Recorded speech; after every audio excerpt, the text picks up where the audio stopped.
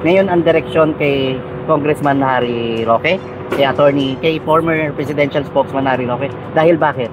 Dahil malapit siya kay Pangulong Rodrigo Duterte at dahil bukal na bukal ang pagpapahayag niya ng pagdiskontento patungkol sa di umano'y pagkakasangkot o paggamit ng ipinagbabawal na gamot ng Pangulong Bongbong Marcos. Kamusta kayo mga kababayan? News That Matters here. Dito sa video natin ngayon ay ating panonoodin itong sina Sir Marlon at Miss Pham patungkol dito sa hearing session ni Attorney Harry Roque mga kababayan. Kapansin-pansin kasi di umano ang laging pagsabat ni Senator Risa Hontiveros kapag nagpapaliwanag itong mama. Pati itong si Gatchalian mga kababayan, inuusig din itong abogado na si Harry Roque. Na kaya ba inuusig ngayon itong si Attorney Harry Roque dahil malapit ito sa mga Duterte? Naku naman po. Pero bago ang lahat mga kababayan, huwag niyo po sana nakalimutan mag-like at subscribe para updated ka sa mga uploads ko araw-araw. At yun na nga mga kababayan, bago tayo dumako sa usapin na iyon, bigyan nating highlight itong balita na kinasuhan di umano nitong si Trillanes, si Congressman Paulo Duterte. Tila'y wala na talaga nagagawang maayos itong si Trillanes mga kababayan. Inihain di umano nitong si Trillanes sa DOJ ang kasong drug smuggling at graft laban kay Congressman Duterte. Nakasama sa mga kinasuhan itong si Attorney Manscapio na asawa ni Vice President Sara Duterte at dating Custom Chief Nicanor Feldon at iba pang mga personalidad. Bintang di umano ni Trillanes na numero 1 kritiko ng pamilyang Duterte na sangkot di umano sa pagpapasok ng shabu ang mga akusado noong May 2017 na may halagang 6.4 billion pesos. Saan kaya nanggaling itong akusa ni Trillanes? Grabe ka naman. Pero imbes na pumatol mga kababayan, tinawanan na lamang ni Congressman Paulo Duterte at tinawag na panloloko sa taong bayan ang kanyang ginagawa. Na ang rebat ni Congressman Paulo may tililing at sundalong kanin itong si Trillanes na walang basehan di umano ang mga bintang nitong dating senador. Tinawag rin ng kongresista mga kababayan na trial by publicity itong ginagawa ni Trillanes sa kanya at sa kanyang pamilya. Hindi talaga matatapos ang pang-uusig dito sa mga Duterte, lalo na't alam nila na magpahanggang ngayon malakas itong pamilyang Duterte pagdating sa sambayan ng Pilipino. Na kahit bayaran ang mga media hindi mababali ang katotohanan na itong mga Duterte lamang ang tunay na may malasakit para sa Pilipino, na wala ang administrasyon ngayon. At yun na nga mga kababayan, balik nga tayo dito sa balita na kung saan na-handle ng maayos ni Attorney Harry Roque itong hearing sa Pogo na kanyang kinasasangkutan. Natunay nga na sadyang inipit lang ito at nilagay ang kanyang pangalan sa board member ng Pogo upang siya ang gisahin nitong sina Senator Hontiveros at Gatchalian na may utos ba di umano ang mga nasa itaas kung kaya't ganito kagusto pabagsakin itong abogadong malapit sa mga Duterte? Grabe naman kung ganoon. Kung kaya naman hindi ko na patatagalin pa, heto na ang buong video. Kasama sa rules and regulation yun na sige, bibigyan ka namin ng lisensya, kaming PAGCOR, pero siguraduhin nyo na may opisina rin kami dyan sa loob ng Pogo Hub para ma-monitor namin kung illegal ba o legal ba ang nangyayaring transaction sa inyo araw-araw. Eto, sigurado tayo 100% na may tanggapan po ang PAGCOR sa Bamban o sa Bamban Pogo. Masyado kayong bias. Masyado kayong ang direksyon, anong direksyon ng ang direksyon ng una ng pagdinig nyo laban kay Mayor Alice Guo. Ngayon ang direksyon kay Congressman Harry Roque, kay former presidential spokesman Harry Roque. Dahil bakit? Dahil malapit siya kay Pangulong Rodrigo Duterte at dahil bukal na bukal ang pagpapahayag niya ng pagdiskontento patungkol sa di umano'y pagkakasangkot o paggamit ng ipinagbabawal na gamot ng Pangulong Bongbong Marcos at yung sigaw na dapat kilalanin yung transparency, accountability, peace and security sa Pilipinas. And sinusukli nyo sa mga taong lumalaban ngayon o nagpapahayag na kanilang diskontento ay harassment. Harassment ang sigaw ni VP Sara, harassment din ang sigaw ni Attorney Harry Roque. Alam mo Marlon, grabe ang Agree ba kayo dun sa winika ni Sir Marlon, mga kababayan? Napangharas, no, itong ginagawa ngayon ng Administrasyong Marcos sa mga Duterte at sa mga malalapit sa kanya? Paki-comment nga inyong opinion sa ating comment section ng ating mapag-usapan. Ano nila, no? Grabe yung mga propaganda nila, di ba? Sobra. Kasi una na nating nakita, Marlon, ang parang yung demolition job ba na never before seen and one of the biggest demolition job since the time of Corona. Alam mo kung kanino? Kay former ES Attorney Vic Rodriguez. Wow. Di ba? Parang talagang pinondohan, orchestrated, because you know that the guy is, you know, he was the man. Looking... Nalitaw nila na nagbebenta ng position. Oo.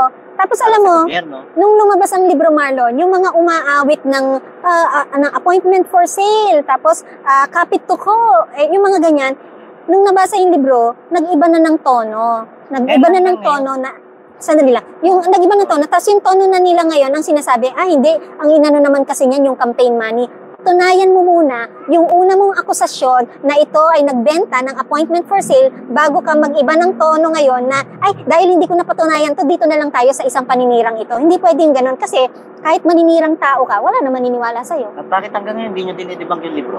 Correct. Bakit ngayon wala kayong reaction? Oo, nanahimik lang kayo. Dahil totoo? Ininsulto nyo lang yung title.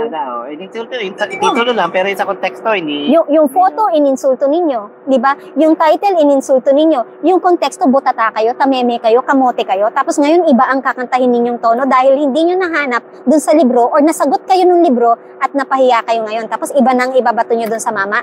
Patunayan nyo muna yung unang katarantaduhan at kasinungalingan ninyo bago kayo magsinungaling ulit at makapaghikayat ng taong maniniwala sa mga susunod nyong kasinungalingan. Kaya sa mga hindi pa nakakabili ng libro, bili na kayo. And i-promote nyo po yung Kingmaker. And may nag-offer pa. Kasi inyo may maglalabas sa billboard. Tingnan natin yung panel si Kay. Ito may naglabas ng billboard. Tignan natin. Let's see. Abangan ng mga lokot to tiyak. Kasi yung private property naman yung lalabasan. And freedom expression din yun. Anong freedom of expression? Walang ganyan, Marlon. Ngayon, no? Walang freedom of expression. Alam mo na nakakatakot. Pag pinag-initan ka talaga ng gobyerno, no? Talagang uubusin lahat ng resources para lamang makuha yung ultimo maliit na detalye patungkol sa'yo. Yung nangyari kay Yung nangyari kay, yung CCTV footage sa NAIA, no? Kay BP Sara. Sana nangyari kay Spokes Harry, na ultimo yung maliit na, yung ari-arian, na, tama ba yung term ko, part owner ka lang, sisilipin, talagang bumubuhos ng pondo ang gobyerno para alamin yung mga detalye yun. Pero ano na ba ang detalye nyo ngayon patungkol dun sa na-recover na toneladang illegal substance sa Alitagtag, Batangas? Nagawa na ba kayo ng follow-up operation? Ano naging resulta ng tactical interrogation nyo dun sa suspect? Naikanta na ba kung sino-sino yung behind o kasamahan nila ron sa pagpuslit ng illegal substance? And ano na follow-up operations nyo? Bakit hanggang ngayon wala? Asan yung driver? Bakit hindi nyo ron ibuhos ang pondo ng pamahalaan? Hindi yung binubuhos yung pondo para lamang tiktikan yung mga nagpapahayag lamang ng pagkadismaya sa kasalukuyang pamahalaan. Napaka-sad, Marlon. Shout out kay Jocelyn Tapi. Hello po. Thank you, Ate Jocelyn. Mamaya pa message ko kayo. Thank you. Ay. Yung puntahan ko lang yung Pogo Hub, yung total ban sa Pogo. May nagsabi sa akin yung Internet Gaming License, IGL, na bago pa ipahayag ni PBBM sa nakalipas na SONA ang total ban, meron na ngayong existing na IGL, Internet Gaming License, na ang laman pala nito, ang pinagkaiba ng Pogo sa IGL ngayon, sa Pogo, walang local, walang Pilipino ang pwedeng tumaya, pero sa kasalukuyang IGL, pwedeng tumaya kahit sino, kahit bata, Pam. Because Pogos, exclusive lang sa abroad ang dito lang ang pinaka-server. Dito lang sa Pilipinas. Pero ang tayaan yung sa abroad. At saka yung Pogo, Marlon, nung sinabi ito ng presidente na ibaban na niya, reclassification lang yon to avoid yung ban. Because yung pagkakaban, isang PR move lang yon para mailihis ang mga issues sa Polvoron, para sabihin meron siyang ginawa right there and then, pero yung sinabi niya na ang WPS hanggat nag-aalab ang puso ng mga Pilipino, atin ito. Ano ang concrete actions mo o call to actions mo para sabihin mong atin nga yan. Na-identify mo na ba? Tama no, Miss Fam, hanggang salita lang itong si Bongbong Marcos. Kulang na kulang sa aksyon. Kaya nga wika ng taong bayan puro kasinungalingan ang namumutawi sa bibig niya noong nagsasona siya. Kung ano-anong mga dashline ang magsasabi na sa itong dashline na to teritoryo ng Pilipinas. So, itong nasasakupan yan atin. Walang iniwan yan no? Di umano papaban mo yung Pogo. So, may ginawa na bang pagsalakay o pagbisita ngayon? Yung Presidential Anti-Organized Crime Commission sa Pogo Island sa Cavite? At sa Mandaluyong at sa Pasay City. Hanggang ngayon wala, di ba? Nananatili sila untouchable. And yun, ang balita pa natin, sakaling isara sila, sakaling isara yung Pogo na to, sa ibang Pogo yung about, alam ko, mga 40 plus na lang sila ngayon, 42, kung tama yung detalye ko. Ililipat na lang daw sila ngayon sa mga economic zone natin. Tete ko, kung sana. So, bantayan natin to mga katete kay Ebon, no? Kung ano-ano mga economic zone, meron sa Cagayan, of course, meron sa Freeport area of Bataan, di ba? Tapos meron sa Clark Freeport and Special Economic Zone, Cagayan, Special Economic Zone and Freeport. Magkaiba ba to? Cavite Export Processing Zone, no?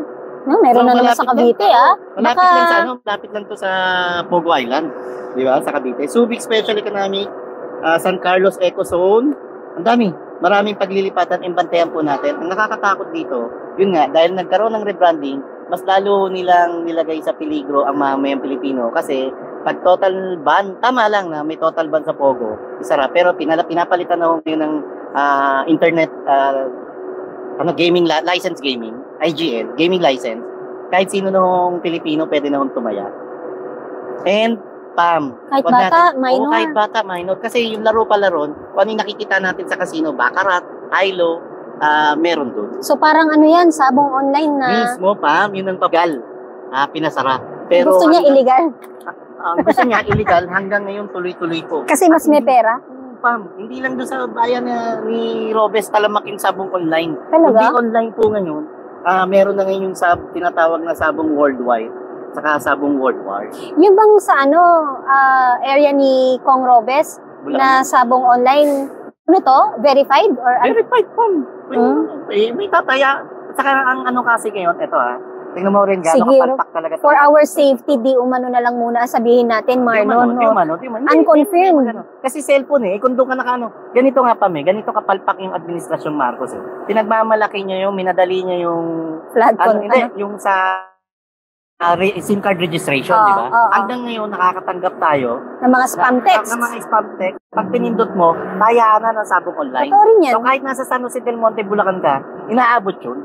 Tama. Hanggang ngayon, di masolusyon mga scammer sa ating bansa, no? Dumadami pa nga sila Inaabot yun, Pam. So, kasi it starts there, no? Kapag hindi mo alam na you have to be cautious doon sa mga ganong nare-receive mo, pag kindik mo, nadadivert ka sa mga gaming, yung may mga makislap-kislap na roulette, yung mga ganon, no? Correct. Pam, wag mong kalimutan last year ba to, in-expose din niya ni Ma'am Maharlika, may video pa siya, na mismo sa sabungan, na tatayaan yung sabong online. May picture siyang pinalabas sa natatandaan ko. Kasi nga, so hindi siya talaga nawala? Hindi nawala, lalo pa naging lantaran. Ang problema, dahil lalo pang naging lantaran at illegal siya, siyang lisensya, wala na siyang pinapasok na buhay sa gobyerno. So, pero yung mga... nakikinabang dito, yung mga illegalista na. So, yung mga legal, yun ang tinanggal? Yun ang tinanggal. Yung mga legal, yun ang tinanggal. Yung mga illegal ngayon, sila ngayon yung namamayagpag at ang nakikinabang na lang, yung mga tumutong pat. Sino-sino yan? Di yung team... Ano yung term ni Mayor Isko? Yung si Eddie at saka si Patty. Yun. Si Eddie ako, saka si Pati ako, yung Koreano. Pati si ganyan. At saka, di ba?